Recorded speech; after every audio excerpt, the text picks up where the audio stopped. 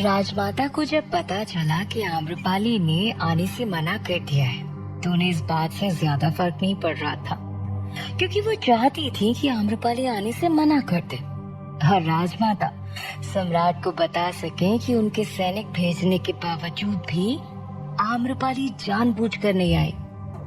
लेकिन तभी सेना नायक त्रिलोक सिंह ने उन्हें आकर बताया कि उन्हें जिस बात का डर था वही हुआ, जिसे सुनकर राजमाता और मुख्यमंत्री दोनों ही गंभीर हो गए थे।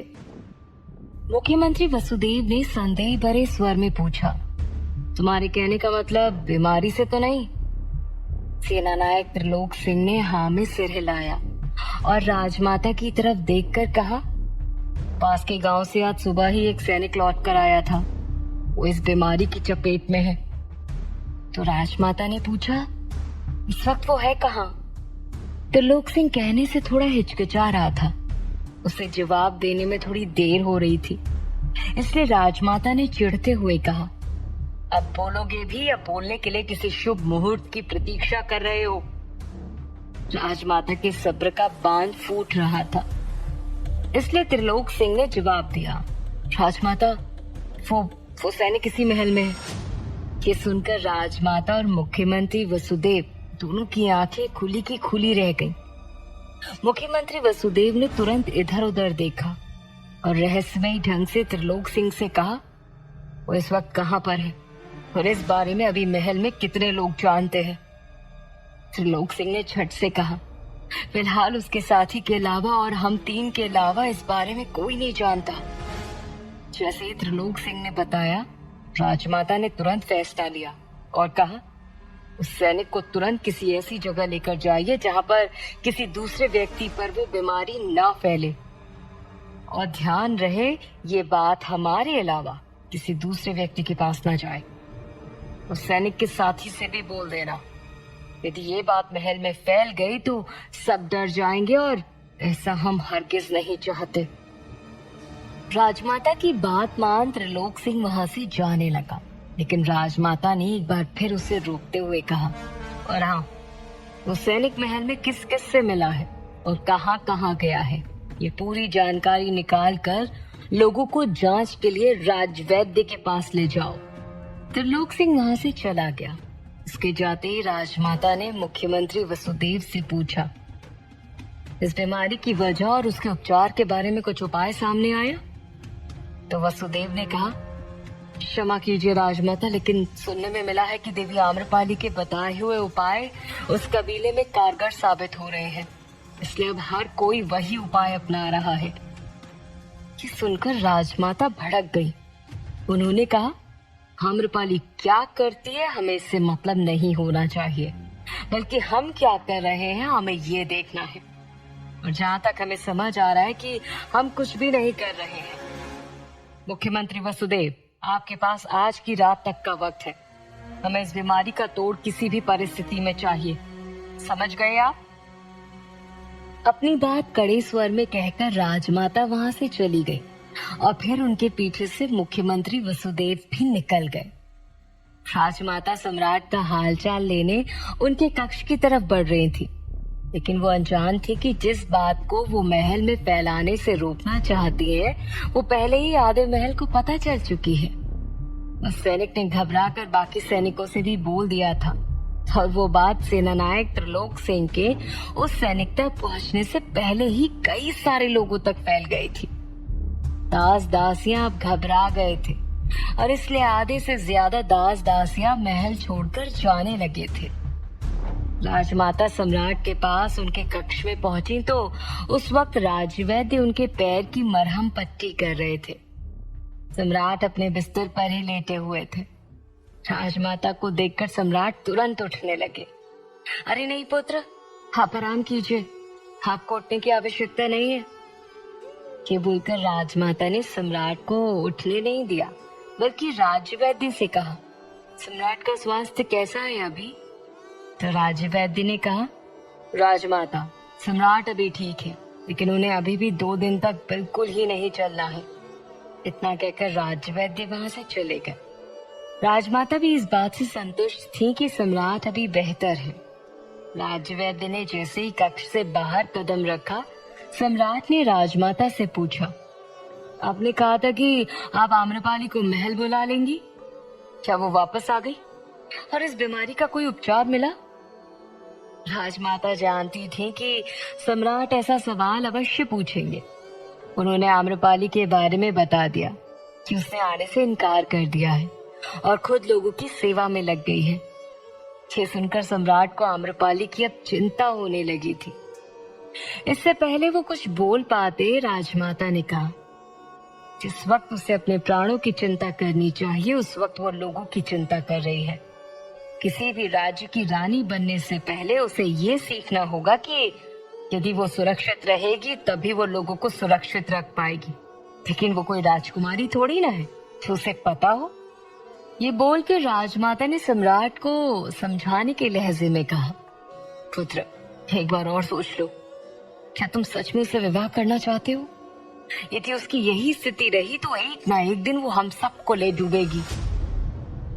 राजमाता की बात सुनकर सम्राट के चेहरे पर कुछ ज्यादा बदलाव नहीं आया, फिर कि उन्होंने एक सकारात्मक भाव के साथ जवाब दिया, हम जानते थे आम्रपाली इतनी आसानी से वापस नहीं आने वाली। सम्राट के चेहरे के भाव देखकर राजमाता दुविधा में आकर कहती है, ये क्या कह रहे हो तुम पुत्र? जब तुम सब जानते ही हो तब भी तुम उससे विवाह करना चाहते हो? सम्राट के चेहरे पर अब हल्की सी मुस्कान आ गई। उन्होंने राजमाता से कहा, राजमाता, सिर्फ इसलिए हम उससे विवाह करना चाहते हैं क्योंकि आम्रपाली कपट बुद्धि से नहीं बल्कि निश्चल हृदय से सोचती है। वो खुद को बाद में और लोगों को अपने से पहले रखती है। अन्याय के खिलाफ लड़ने के लिए वो किसी भी हद तक जा सकती है और किसी से भी लड़ सकती है, फिर चाहे वो कोई सम्राट हो या फिर सम्राट की राजमाता। सम्राट के मुख से आम्रपाली के लिए तारीफें सुनकर राजमाता के भाव उदासीन थे। सम्राट कितना भी आम्रपाली के पक्ष में बोले, लेकिन राजमाता पर आम्रपाली का कोई भी प्रभाव नहीं पड़ने वाला था। अंत में सम्राट ने कहा, राजमाता, हमें आम्रपाली की चिंता सिर्फ इसलिए हो रही है क्योंकि लोगों का ध्यान रखने में वो खुद का ध्यान रखना भूल जाएंगी और हमारे अलावा उन्हें कोई और नहीं समझा सकता। कुछ हमारी तरह ही है, वो एकदम जिद्दी। ये सब राजमाता से और नहीं सुना गया। वो अपनी जगह पर खड़ी हुई और सम्राट की बातों को नजरअंदाज करते हुए उनसे कहती हैं, अब ये तो आम्रपाली की इच्छा है कि उसे क्या करना चाहिए। शायद आपसे विवाह करने की जगह उसे इस बीमारी को चुनना ही सही समझा हो। लेकिन पुत्र, हम आपको एक बात अवश्य कहेंगे कि आम्रपाली से ज्यादा जरूरी हमारे लिए आप हैं और आपका स्वास्थ्य। आप अपना ख्याल रखेंगे तो हमें अच्छा लगेगा। सम्राट ने कहा, राजमाता, आम्रपाली हमारे लिए बहुत ज्यादा महत्वपूर्ण है।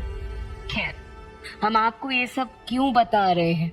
आप हमें ये बताइए कि क्या प्रजा अभी सुरक्षित है? तो राजमाता ने जवाब दिया, हम अपना कार्य कर रहे हैं। जल्द ही इस बीमारी का कोई तोड़ मिल जाएगा और प्रजा को इस बीमारी से मुक्ति भी मिल जाएगी। इतना कहकर राजमाता वहां से जाने लगी। लेकिन सम्राट किसी गहरे चिंतन में थे। उन्होंने राजमाता को रोका और कहा, राजमाता, क्या आपने इस बात की पुष्टि की है कि ये वाकई में छूत की बीमारी है या फिर कुछ और? राजमाता को सम्राट का सवाल समझ नहीं आया। उन्होंने उलझन में पूछा, आप कहना क्या चाहते हैं? तो सम्राट ने कहा, ऐसा भी तो हो सकता है कि किसी ने जानबूझकर बीमारी फैलाने जैसी कुछ नकारात्मक चीज की हो। ये सुनकर राजमाता झट से कहती हैं, बिंबिसार, ये बीमारी है, इसे जबरदस्ती किसी के अंदर नहीं डाला जा सकता। कोई भला ये बीमारी क्यों फैलाएगा? तो सम्राट ने जवाब दिया, राजमाता, कुछ भी हो सकता है। सम्राट की इस बात ने राजमाता के दिमाग में कुछ बातें डाल दी थी।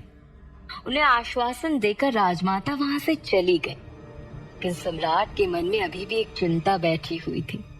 उन्होंने खुद से कहा, प्रजा के लिए राजमाता कोई ना कोई उपाय अवश्य ढूंढ लेंगी, लेकिन आम्रपाली उन्हें वापस लाने के लिए हमें ही उनके पास जाना होगा। जब तक वो अकेली हैं, वो सुरक्षित नहीं है, बिल्कुल भी सुरक्षित नहीं है। देखते ही देखते सम्राट की बेचैनी बढ़ने लगी थी। राजमाता के जाने के बाद उनके आसपास दास दासियां और सैनिकों के अलावा कोई भी नहीं था। वो अपना बिस्तर छोड़कर खड़े होने लगे थे। कुछ दास उन्हें संभालने के लिए उनके पास आए, लेकिन सम्राट ने हाथ दिखाकर उन्हें दूर कर दिया और हिम्मत करके धीरे धीरे अपने पैर को आगे बढ़ाते हुए दरवाजे की तरफ गए। द्वार के पास पहुंचे ही थे कि अचानक उनका सिर घूमने लगा। पूरा कक्ष उनकी नजरों के सामने चलता हुआ नजर आ रहा था। देखते ही देखते सम्राट की आंखों के सामने अंधेरा छा गया। वहीं राजमाता सम्राट के कक्ष से निकलते ही सबसे पहले मुख्यमंत्री वसुदेव के पास गई। उन्होंने उनसे कहा, वसुदेव जी, बिम्बिसार की बात कहीं ना कहीं सही है। हो सकता है कि इस बीमारी को जानबूझकर फैलाया गया हो, इसलिए हम चाहते हैं कि आप अपने गुप्तचर से कहें कि वो मगध की सीमा में चारों तरफ फैल जाए और जो भी संदिग्ध मिले उसे तुरंत महल आकर सूचित करें। मुख्यमंत्री वसुदेव को भी पहले यही लगा था कि बीमारी कोई जानबूझकर क्यों फैलाएगा, लेकिन राजमाता के आदेश को टालना उन्हें ठीक नहीं लगा। वो वहां से जाने ही वाले थे कि तभी एक बार फिर सेनानायक त्रिलोक सिंह उनके पास गए। उन्होंने राजमाता से कहा, राजमाता, बहुत ज्यादा गड़बड़ हो गई है। अब क्या हुआ? राजमाता ने चिंतित स्वर में पूछा। तो त्रिलोक सिंह ने बताया, राजमाता, सैनिक की खबर लगभग आधे से ज्यादा महल में फैल चुकी है और सुनने में पता चला है कि वो सैनिक गांव से लौटने के बाद सर्वप्रथम सम्राट से मिलने गया था। ये क्या कह रहे हो तुम? इससे पहले राजमाता कुछ और सोच पाती। सम्राट के कक्ष में तैनात एक सैनिक राजमाता के पास भागते हुए आया और उसने कहा, राजमाता, सम्राट बेहोश हो गए हैं। ये सुनकर तो जैसे राजमाता की प्राण उनके गले में आकर अटक गए। वो भागते हुए सम्राट के पास गई। एक तरफ सम्राट का स्वास्थ्य बिगड़ रहा था, तो दूसरी तरफ कबीले में लोगों का स्वास्थ्य अब धीरे धीरे ठीक हो रहा था। पूरे कबीले में आम्रपाली के प्रति सम्मान बढ़ता जा रहा था, लेकिन आम्रपाली बिना रुके लोगों की सेवा में लगी हुई थी। सोम तरकीब ढूंढ रहा था कि लोगों के ठीक होने के बाद वो कैसे आम्रपाली को सम्राट से दूर करेगा। तो वही राजकुमारी आम्रपाली के साथ ही उसकी सहायता कर रही थी, लेकिन आम्रपाली के अलावा कोई भी बीमार लोगों के पास नहीं जाता था। कबीले की स्थिति लगभग काबू में थी। आम्रपाली अपनी सेवा से मुक्त होकर भोजन ग्रहण करने के लिए जा रही थी। तभी चलते चलते एक व्यक्ति अचानक उसके पैरों पर आकर गिरा। आम्रपाली उसे देखकर घबरा गई थी। तब उस व्यक्ति ने रोते हुए कहा, कृपा कीजिए देवी आम्रपाली, कृपा कीजिए। व्यक्ति पूरी तरह से चादर से ढका हुआ था। उसकी आंखों में आंसू भरे हुए थे और दोनों हाथ जोड़कर वो आम्रपाली के सामने बैठा हुआ था। उसे रोता हुआ देखकर आम्रपाली भी भावुक हो उठी। उसने कहा, क्या हुआ? आप परेशान क्यों हैं? तो उस व्यक्ति ने अपने आंसू पोंछे और सिसकते हुए कहा, हमारे साथ हमारे गांव चलिए देवी आम्रपाली। वहां हमारे अपने एक के बाद एक दम तोड़ रहे हैं। रात्रि से अब तक 5 लोगों ने दम तोड़ दिया है और अब मौतें नहीं देखी जाती। हमारे साथ चलिए देवी। उस गांव में लोग मर रहे हैं, ये सुनकर आम्रपाली का हृदय बैठने लगा था। तब तक आदिवासी प्रमुख भी उनके पास आ चुके थे और उन्होंने भी उस व्यक्ति की सारी बातें सुन ली थी। आदिवासी प्रमुख ने कहा, ये क्या कह रहे हो? क्या तुमने सही ढंग से हमारे उपाय का पालन नहीं किया था क्या? तो उस व्यक्ति ने कहा, क्षमा कीजिएगा मुखिया जी, हमने आपके सारे उपायों का प्रयोग किया, लेकिन फिर भी हम बीमार लोगों को नहीं बचा पा रहे। इससे आगे वो व्यक्ति कुछ और बोल पाता, आम्रपाली ने उसे रोक दिया और फैसला लेते हुए कहा, हम तुम्हारे साथ चलेंगे। शाम होते ही आम्रपाली ने कबीले वालों से विदा ली और सोम और राजकुमारी के साथ उस व्यक्ति के साथ उसके गांव की तरफ बढ़ गए।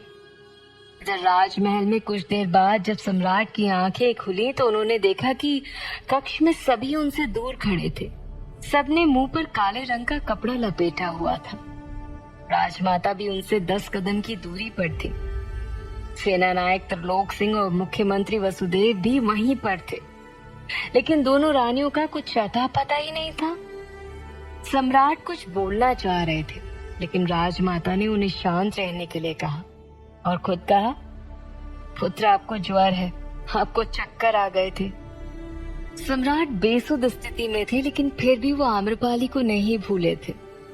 उन्होंने जब राजमाता के सामने उसका नाम लिया तो राजमाता ने वहां खड़े सभी लोगों की तरफ एक नजर देखा, फिर सम्राट से कहा, पुत्र आम्रपाली वापस आ जाएगी, लेकिन तुम ठीक नहीं हो, इसलिए बार बार अपने बिस्तर से उठने की कोशिश मत करो और अपना ध्यान रखो। ये बोलकर उन्होंने राजवैद्य की तरफ उनका ध्यान रखने का इशारा किया और उस कक्ष से बाहर आकर सेनानायक त्रिलोक सिंह और मुख्यमंत्री वसुदेव से कहा, सम्राट को भी छूत की बीमारी हो गई है, कोशिश करो कि ये बात महल में नहीं फैलनी चाहिए, अन्यथा लोगों का विश्वास उठ जाएगा और उन्हें लगेगा कि जब सम्राट इस बीमारी से नहीं बच सके तो वो भी नहीं बच पाएंगे। अपनी बात कहकर राजमाता भले ही वहां से चली गई थी, लेकिन उनके जाते ही सम्राट के कक्ष में सभी दास दासियां और राजवैद्य भी घबराने लगे थे। सभी को अपने प्राणों की चिंता सताने लगी थी। एक दास ने चुपके से अपने बगल में खड़े दूसरे दास के कान में कहा, बंधु, अब हमसे ये सब और नहीं हो पाएगा। सम्राट की सेवा करके हम अपने प्राण दांव पर नहीं लगा सकते। हमारे छोटे छोटे बच्चे हैं, सम्राट को बीमारी हो चुकी है, उनका मरना तो तय है, लेकिन उनके साथ साथ हम क्यों अपने प्राण दें। सभी सी सोच के साथ एक एक करके सम्राट के कक्ष से बाहर चले गए। अब सम्राट पूरे कक्ष में अकेले थे और उनकी सेवा के लिए कोई भी वहां नहीं था। क्या सम्राट की बीमारी उनके लिए जानलेवा बन जाएगी? क्या सच में किसी ने इस बीमारी को फैलाया था? जानने के लिए सुनते रहिए।